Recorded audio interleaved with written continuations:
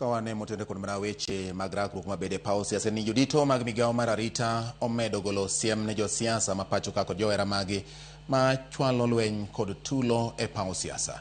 Jatend migawo mar arita Kipchumba Murkomen kaloso e kanisa mar AIC Kipkelio ne kaunti ma Kericho osiemo jogo ma sani tiyo gi kweth njore e rocho rombe mag siasa.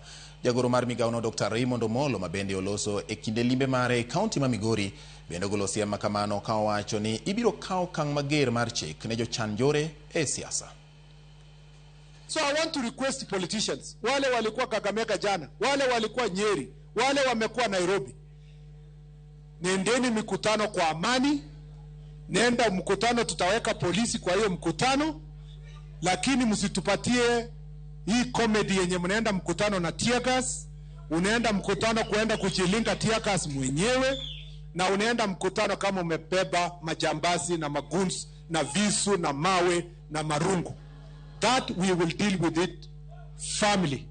The IG has a responsibility to ensure yule mtu alikuwa anatupa tear gas jana ndio blame police officers. He must be searched and arrested for that kind of acts of trying to seek for sympathy and to incite the people of Kenya. There is only so much that the police can do. But there is a bigger part that rests on us as leaders, but also on the people of Kenya. So Jo-Migori nyaka opuonjre gi dak gikwee. Okubi yawo dhao kai tupenjo ni police ni kanye sama ji gore. But ang'eyo gi paro ma wan godo kaka sirikal kotelo gi President Ruto ok wabi yienu mondo keth Migori. And we will not allow anyone else